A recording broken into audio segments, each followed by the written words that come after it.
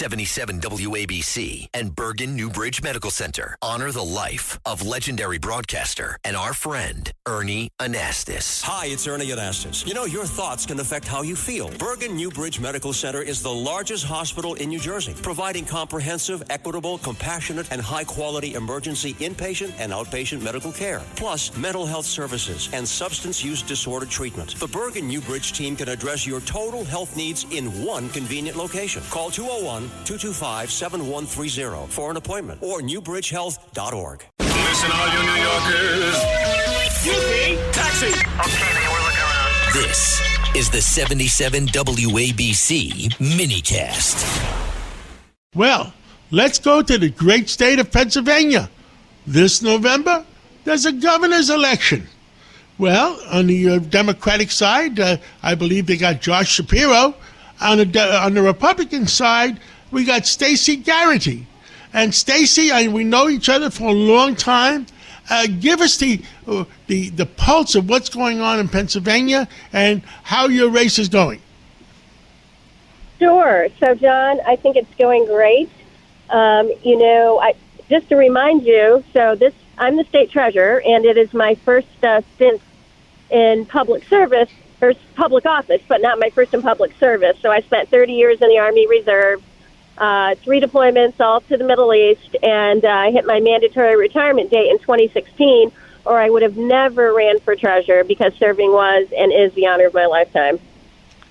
So we have a governor more interested in Pennsylvania Avenue than helping Pennsylvania families. And it would probably surprise your audience to know that Pennsylvania ranks 38th economically, 39th in education. 7 out of 10 of our 8th graders can't read at grade level. We rank 41st overall. We're a C- in infrastructure. And I could go on, but I won't. I will end on this note, since I am the state treasurer, that we spend $5 billion more a year than what we bring in. Well, I mean, that's a lot of money. Now, Pennsylvania has been very, very divided. Pittsburgh is one side of the state, Philadelphia is on the other side of the state, and there's been a lot of controversy. So tell us, is there more common sense going on in Pennsylvania than before? Because I understand they wanted, there was some things going on with the counting of the votes, etc. And you tell me what you're most interested in to give Pennsylvanians if you were governor. Well, basically, it's to bring common sense back to Pennsylvania, and there's no way that we should be ranking in the bottom of all these metrics because, as you know, because we're your neighbor, Pennsylvania is blessed with world-class industries, with amazing people, and we have natural resources that are the envy of the entire world. So we're squandering our blessings. There is no way that we should rank in the bottom tier, but it's really not just a Pennsylvania issue. It's a national issue because you don't want those failed policies to come to your backyard. So right now it's an all-hands-on-deck mission. Now, who controls the 2 legislative bodies in Pennsylvania now? Are the Democrats or Republicans? So in the state house, the Democrats have a 1-seat advantage, so it's 102 to 101.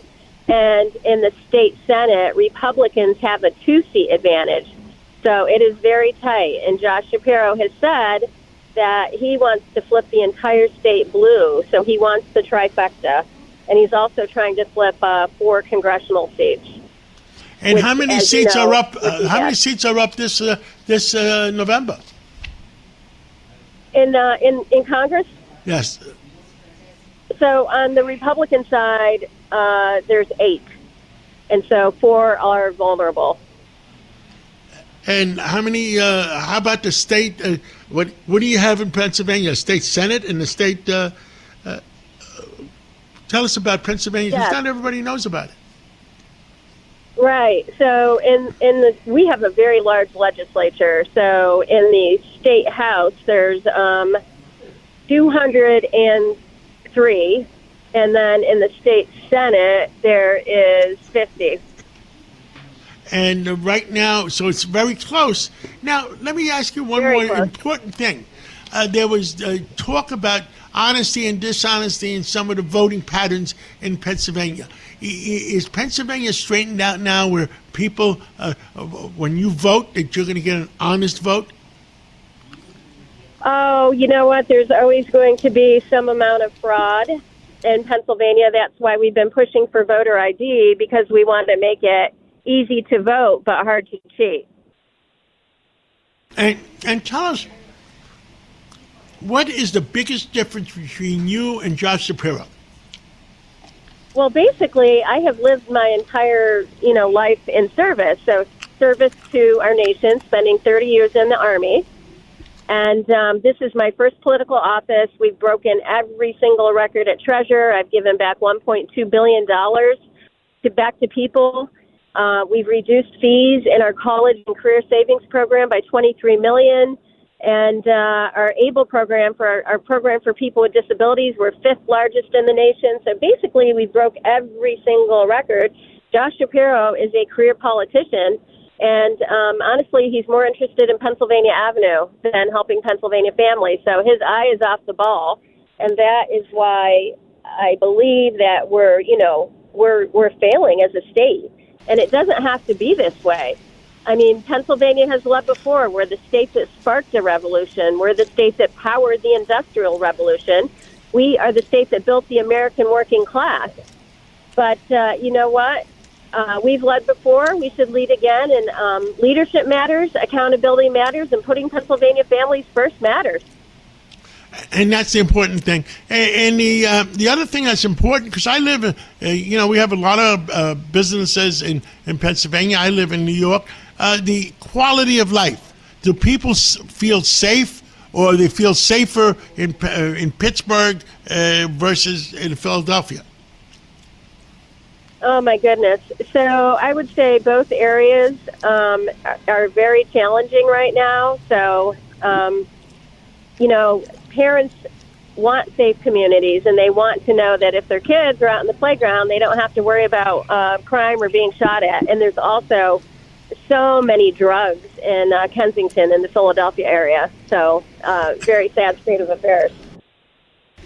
Well, thank you so much for coming on this Sunday to the Cats Roundtable, and I look to catch up with you again real soon. And we want common sense to prevail in the state of Pennsylvania. We do. Thanks, John. Always great to talk to you. The Marine Toys for Tots foster care program is bringing hope to children who need it most. Every 2 minutes, a child enters foster care, often with only a small bag of belongings. More than 400,000 children face trauma and uncertainty, many before age 8. This May, during Foster Care Awareness Month, Toys for Tots is creating Room for Joy. In 2025, nearly 375,000 children received comfort through toys, books, and essentials, reminding them they are not alone. Donate now and change a child's life.